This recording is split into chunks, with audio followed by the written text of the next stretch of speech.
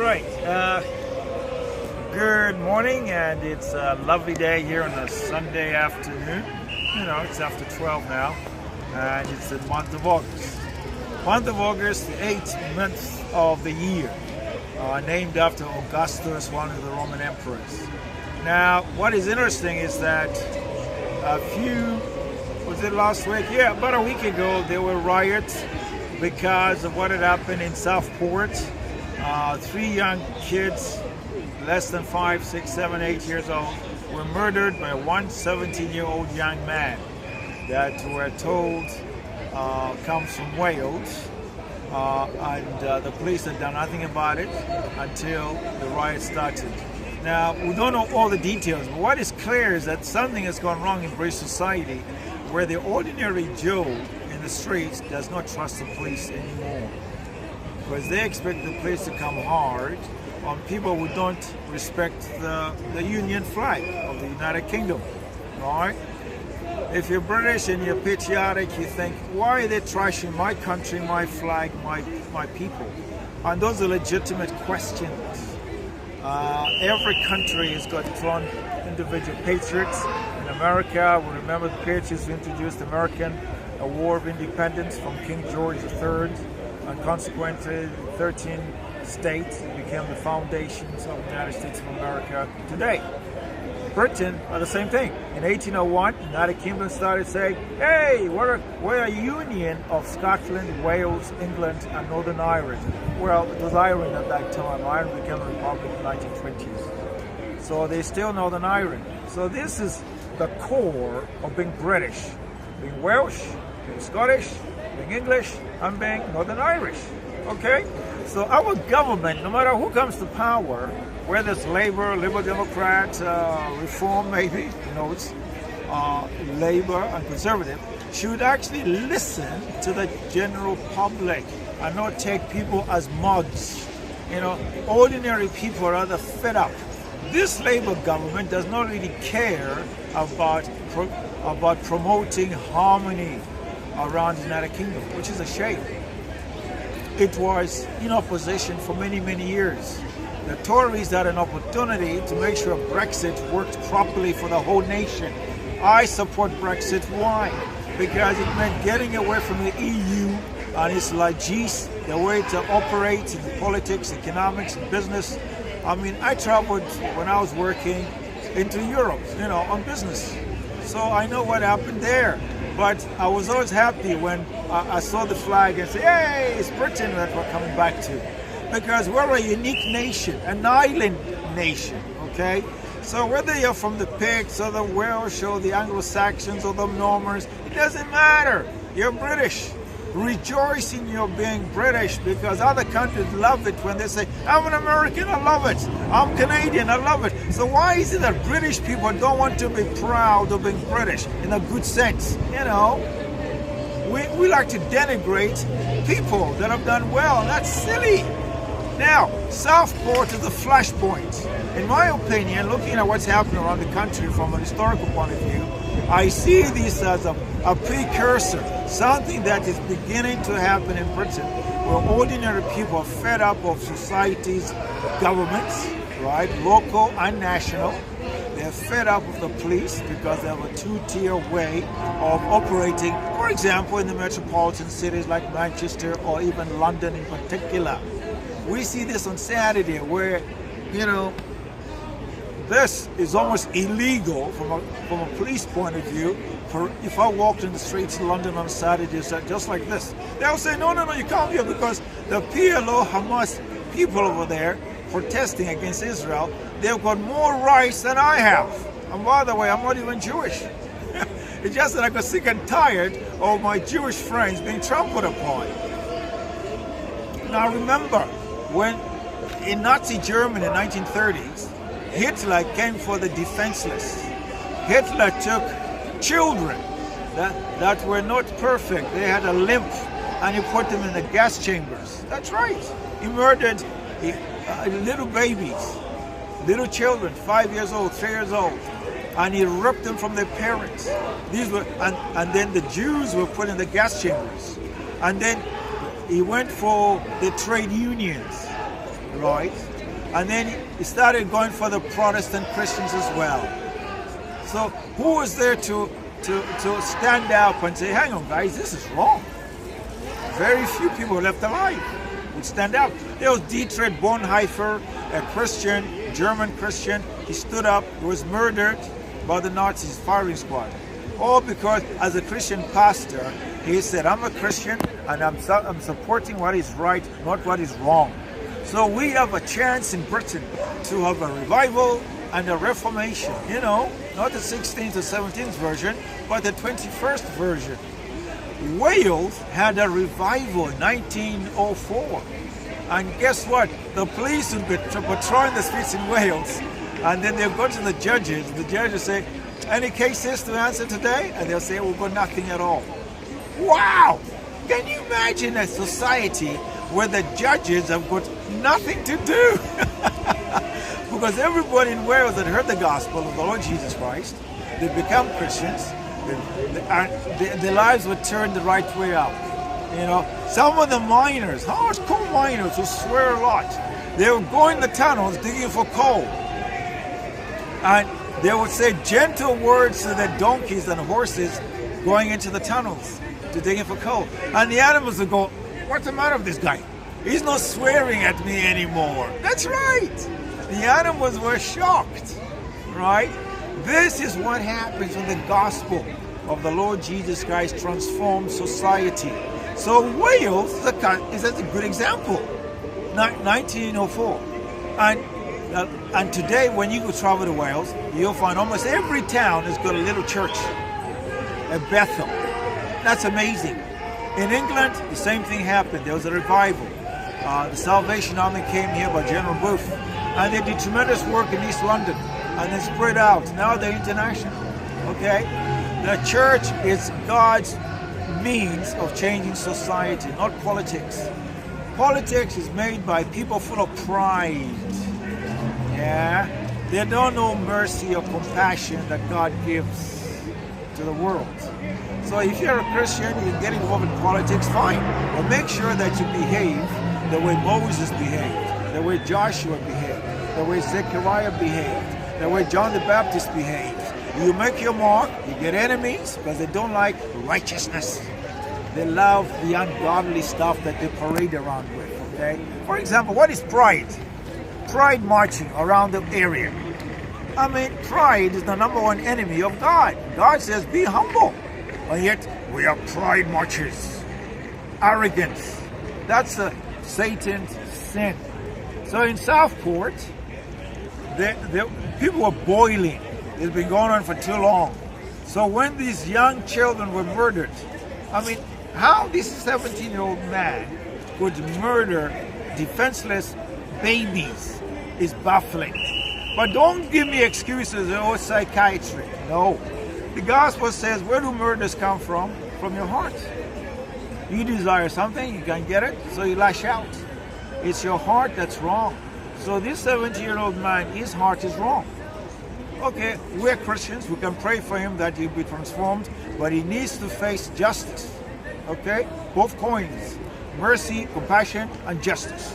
Now, there are many people in Southport still grieving today because they see that the society has gone away from its Christian roots.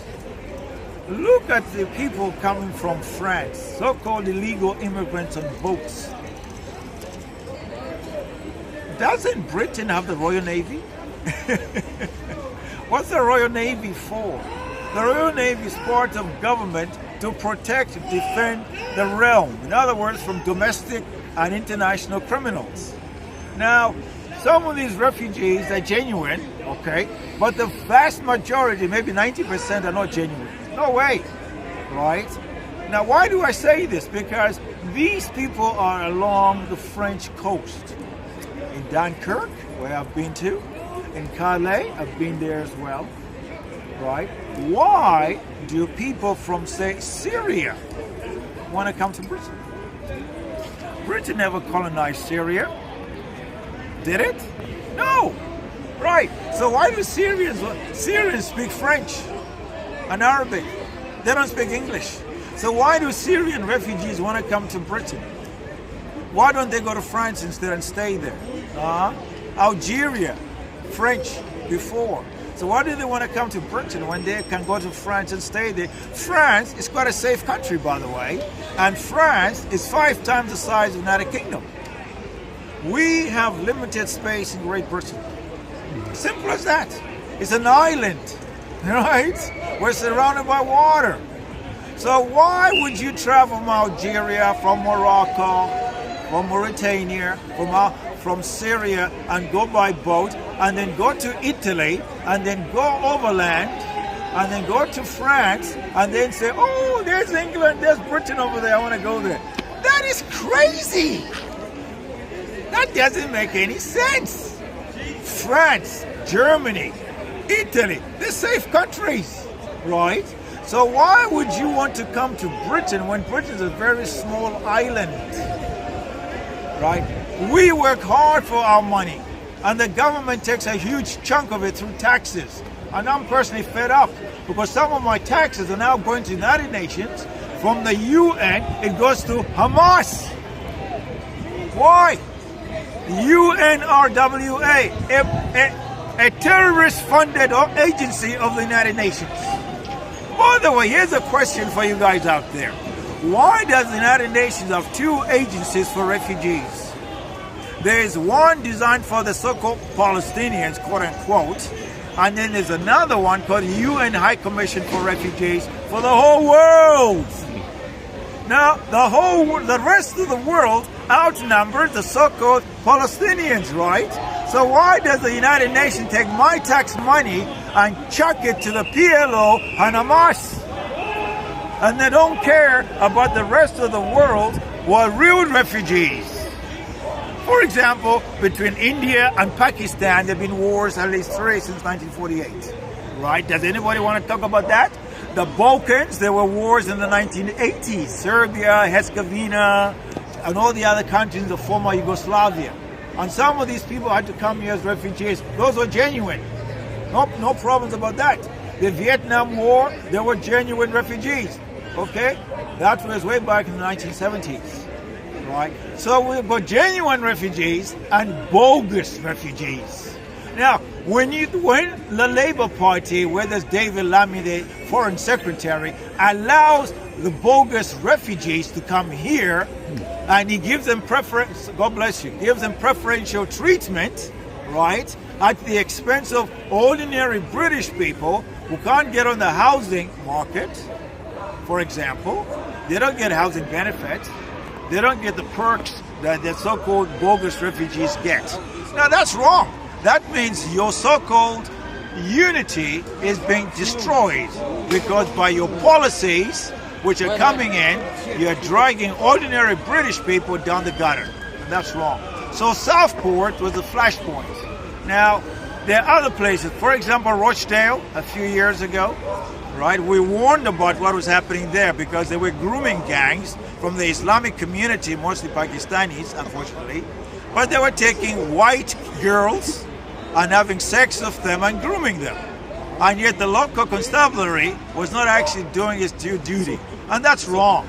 So you got a problem right there. In other words, divisions are occurring because you're not actually enforcing the law.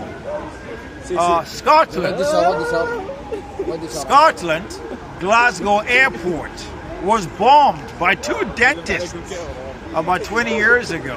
Why? These are Muslim dentists, and they actually bombed Glasgow Airport. Why? Why would they do that? Because that's the agenda of Islam. Since 1948, for example, Question. until I'm not taking questions. Okay, I want a question. Right, go home. I want a question. Right, 1948 until 2024. What has happened? Israel has had no military takeover by a coup, and yet there are 100 coup military takeover Islamic world in Bangladesh, in Pakistan, in Algeria, in Morocco, Mauritania, in Jordan. Jordan as a king, but he kicked out the Arabs calling themselves Palestinians. He killed 250,000 of them during what they call Black September 1970. People forget about that. and then the rest were dumped into the Lebanon. The Lebanon used to be a wonderful little paradise in the Middle East, next door to Israel. Today, it's full of Hezbollah and other terrorists. Why? Because Islam does not respect people at all.